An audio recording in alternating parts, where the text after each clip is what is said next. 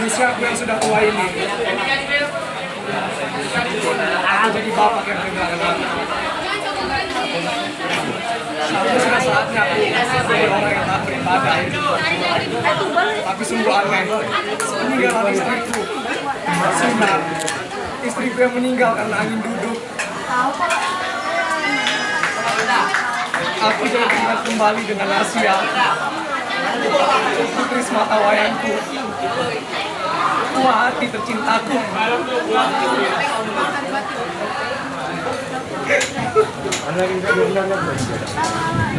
Sudah istriku, tak pernah terbesit aku ingin mencari penggantimu. Tak juga aku ingin lupakanmu. Aku ingin selalu mengingatmu, mengingat bersama kasihmu yang pedasnya tanpa ampun, pijakanmu yang mampu melepas hatiku seluruh laut, dan adegan-adegan kita setelahnya. Tapi Sunar, bayangan anak gadis kita itu justru mengganti keingatanku tentangmu. Anak gadis kita itu Sunar, aku merasa dia masih hidup. Lantas mayat siapa yang menggendong saat itu? Mayat siapa? Akhir sialan, pantai keparat, ritual khurafat.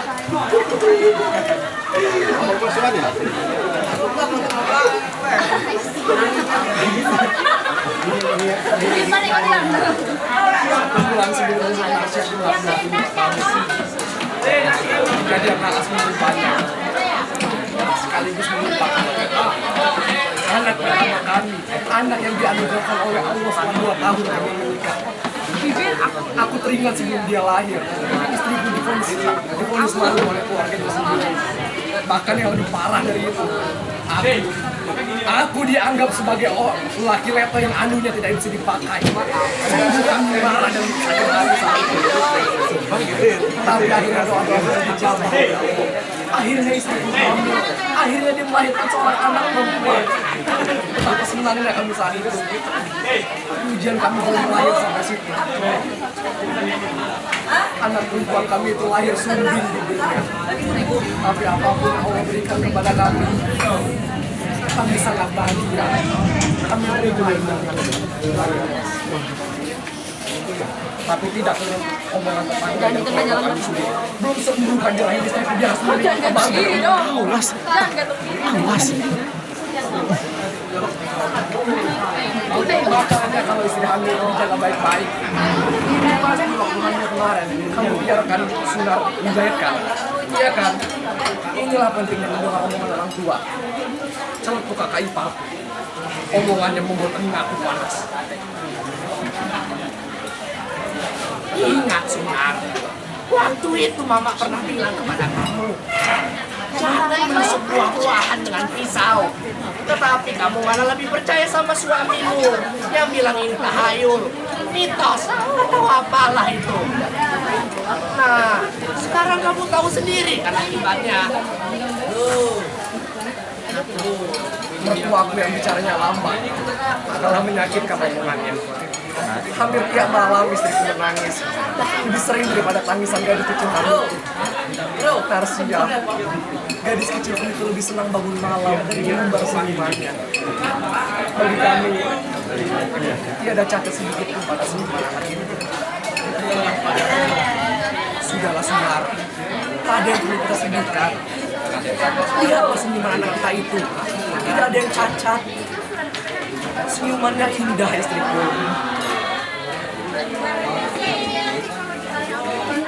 Jadi kamu masih bersikeras semua ini karena pantang larang tahayul itu? Iya, Sunar.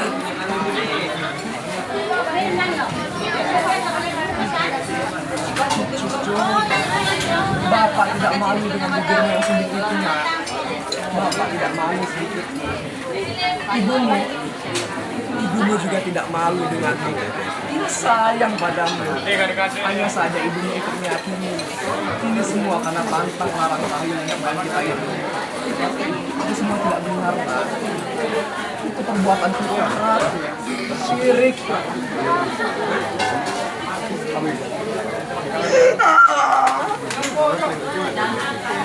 Air sialan.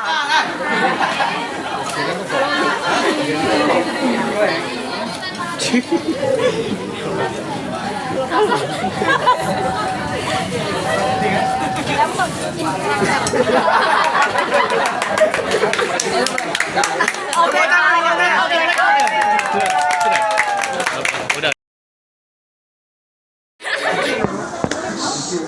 tidak sedih begitu nak? Wah, kok malah nangis? Sudah. Gadis umur 7 bulan gadis tua. Apa? Udah biar bapak tahu. Teman-teman saudaranya sudah pada menikah. Anakku, jangan kau pukuli mulutnya. Tidak ada hubungan antara bibirmu dengan jodoh. Walaupun kamu perempuan dengan spek bidadari atau mungkin artis film India, ya kalau belum ada jodohnya aku tidak akan menikah, nak.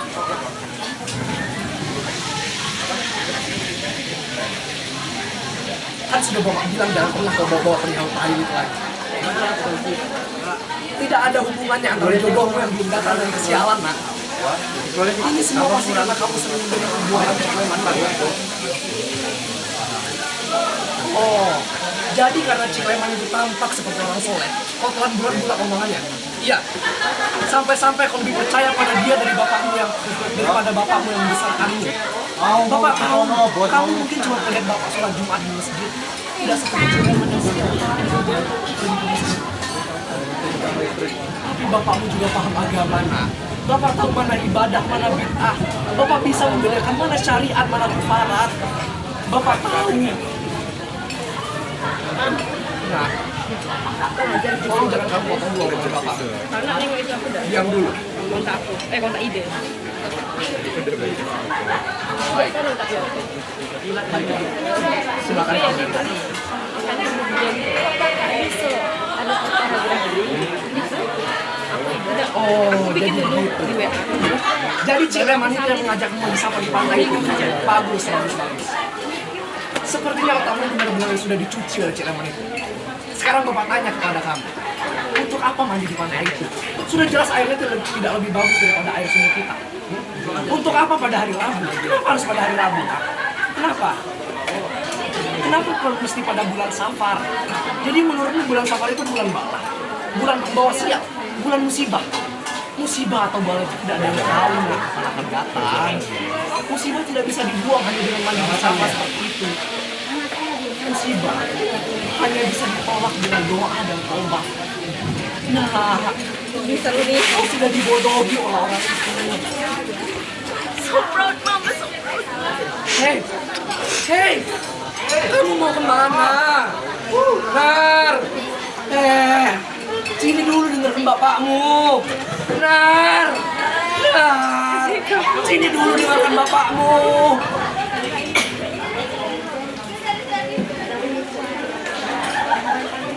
Demi Allah, aku tidak akan hidup. Kalau kau sempat ikut ritual itu, Nar. Aku tidak ikhlas.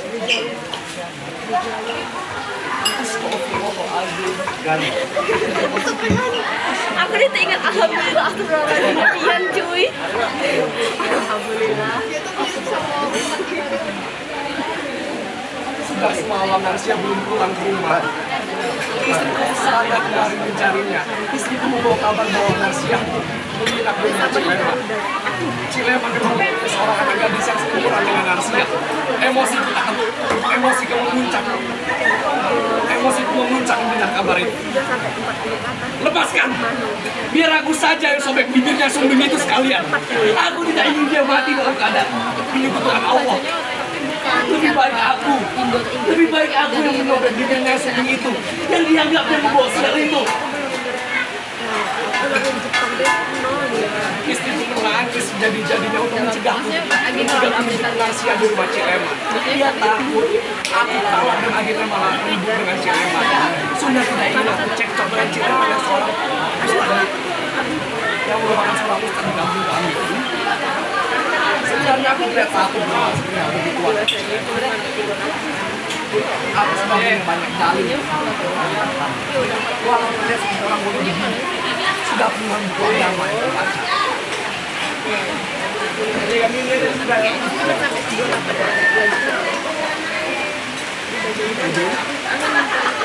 Ada apa? Kenapa nggak? Apa?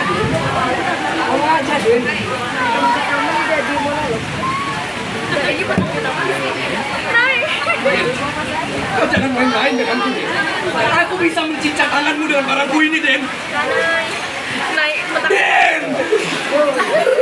Naik petang di taman serunian. Kau jangan menakut-nakutiku, Den. Kau tidak berbohong kan, Den? Keluar. Kau lihat ini mau temuin kemarin Arcia.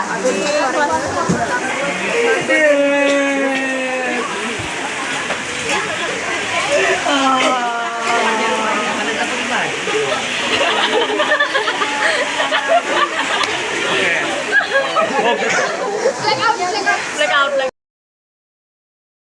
Serangan itu menimpa keluarga kami. Udin dan dua temannya yang merupakan nelayan kampung sebelah mengabarkan bahwa ia menemukan Narsia tersangkut di antara akar-akar bakau tak jauh dari jari mereka. Orang-orang yang pernah mempersiapkan acara mandi safar esok hari berdatangan ke rumah kami. Tak terkecuali Cileman itu. Darah mendidih dari wajahnya yang tak sedikit. Aku langsung melompat dan menarik ke bajunya. Ustaz sesat! Kau apakan anakku, ha? Kau suruh apa anakku? Jawab lewat sialan. Udah, bentar kecilnya.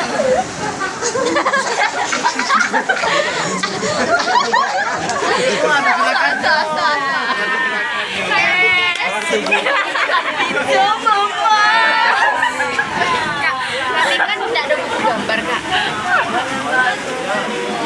Aku merasa Bukan ini, baru pagi tadi kami bikin ini. Kata sampai ada di buku gambar. kami coba mengajak tentu saja warga marah kepadaku yang dianggap kurang ajar. Telah berani melawan dan mencaci maki seorang tokoh agama. Mereka tidak peduli walaupun aku sedang berduka. Adu mulut dan pertempuran sarang baru selesai ketika Pak RT datang menjadi penengahnya. Pak RT meminta Jaiti, anak Cileman, untuk menceritakan semua yang dia tahu tentang kepergian Narsi. Di hadapan bapaknya dan keluarga Jaiti, dia angkat berbicara dengan sangat hangat. Wah, Narsia tidak berani ke ritual mandi safar besok. Cuma pasti menyebut Narsia cuma ingin berdoa kepada Allah agar dirinya digerakkan.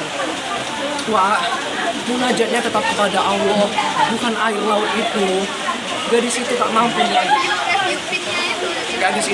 melanjutkan kata-katanya. Aku lihat dia meminta bapaknya untuk menjelaskan. Kebencianku kepada Cileman sudah sampai puncaknya karena dialah yang menyuruh Narsia memulai mandi safar itu lebih dahulu ketika menjelang azan maghrib. Ini kenapa? Dialah juga yang menuliskan baik-baik doa yang diselipkan. Minus kali, minus. Terus ini namanya ya. Narsia!